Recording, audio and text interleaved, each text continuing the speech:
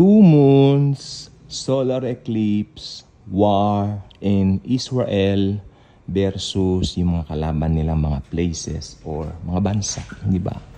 So, ako, ulitin ko pa rin sabihin sa inyo, ang rapture po ay walang signs or senyales na iniwan ng Panginoong Hesukristo.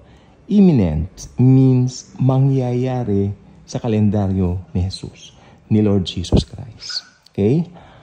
Pero meron tayong dapat mga naisinasaalang-alang sa mga pangyayaring ito. Una, observation. Kakaibang pangyayari ang naganap nitong taon na ito. Lalong nag-i-escalate yung gulo sa Israel. Okay?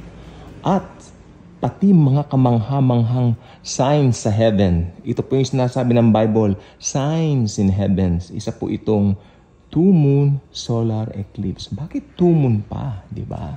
So, bibihira po siyang mangyari. Hindi basta-basta ganoon na mga nangyayari. Di po ba? Nakikita po natin na ang mga pangyayari ngayon dito sa bansang Israel ay palitan ng putok, gantihan ng putok, gantihan ng ganito, gantihan ng ganyan. Amen? Kaya paray-panay pong may mga news na ganitong nangyari, ganun nangyari. Siyempre ang Israel, alam naman natin ang kanilang damdamin. What happened last October 7 of last year, 2023? Sa kanilang Feast of Tabernacle, may nangyari pong pag-atake mula sa kalabang bansa po nila. Di po ba? At ngayon po, siguro, nandoon pa rin yung kanilang, hey, we really have to protect our country. Ganyan. So, that's why, kahit na anong mangyari, we will protect our country. Parang gano'n ang nakikita ko po dito yan. Pero, lahat po nang yan on the natural side. Okay, why don't we look at it on the biblical side? Mas totoo ang Biblia eh. Amen? Ang Biblia, kasi sabi ng Biblia, ng Bible, we walk by faith and not by sight. So, mas maganda, tignan natin ano ba yung nakalagay sa Biblia na mga pangyayari. Unang-una po, ang Israel po is at war. Right now. Again, after last year, at war ulit. Actually, hindi naman po sila naubusan ng kaaway eh. Ang liit-liit na bansa, pinag-iinteresan ng mga kaaway nilang bansa. Amen. What's in that country? Ano po ang country na yan na mas maliit pa sa Maynila? Eh gustong-gusto ng mga tao. Amen? What's in that country? Okay. So ito po ang gusto kong malaman po nating lahat. Makinig po tayong mabuti. Merong isang figure na lalabas. Kung tawagin, the lawless man. Amen? Son of perdition. Pero higit sa lahat, mas kilala siyang sa pangalang the Antichrist. Alam niyo po ba ang mag-uudyok sa paglabas ng Antikristo ay para magbigay siya ng kapayapaan sa mga nagkakagulong mga bansa?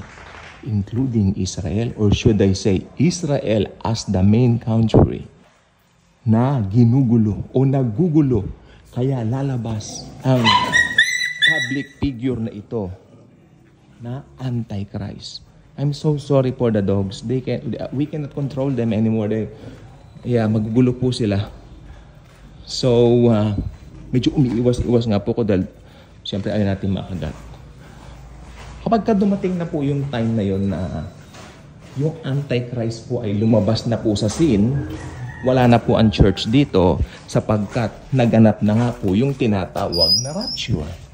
Kasi ang isa lang naman po ang tanong dyan will this be the time na magra-rapture na? Alam nyo, tanong ko rin yan noong October 8 last year sapagkat noong October 7, di ba may nangyari nga po sa kanilang Feast of Tabernacle, natanong ko rin, rapture na kaya Lord? Hindi naman, kasi nandito pa rin po tayo. Amen? Kaya yan po ang sinasabi ko po sa inyo. Sometimes we have to avoid putting things or putting some words coming from our mouths, no? At mas maganda tingin tayo sa Biblia. The Bible is very clear, imminent ang rapture. Pero, kung sakaling mag-rapture po at lumabas ang Antikristo dahil sa gulong yan, alam niyo po ba, sobra pong escalate na ngayon. Sobra pong taas na po ng antas ng awayan ngayon ng Israel at mga kalaban nitong lugar o bansa. Sa ngayon, mas escalated ngayon kaysa long last year. Panoorin nyo sa mga video, sa mga, sa YouTube, sa news, panoorin nyo, mas escalated po ngayon. Kaya kung magra-rapture po ngayon, abay, salamat po Lord, kasi ang tagal na natin hinihintay niyan, magra-rapture na. Tapos na ang mga problema natin sa mundo bilang mga Kristyano, kasi may mga problema rin tayo sa mundo, mga pinagdadaanan natin. Pag nag-rapture na, tapos na lahat yan. Thank you Jesus, we will be with Jesus forever and ever. Hindi na tayo magkakawalay nila Jesus. Diba? Sino bang may ayaw? Pero ganun pa man, focus on the biblical manner, on the biblical side. That rapture is imminent. That anytime, mangyayari ito. Hindi dahil sa kalendaryo natin, hindi dahil sa kung ano man nakikita natin man nangyaring escalate na gulo, kundi dahil kay Jesus mismo.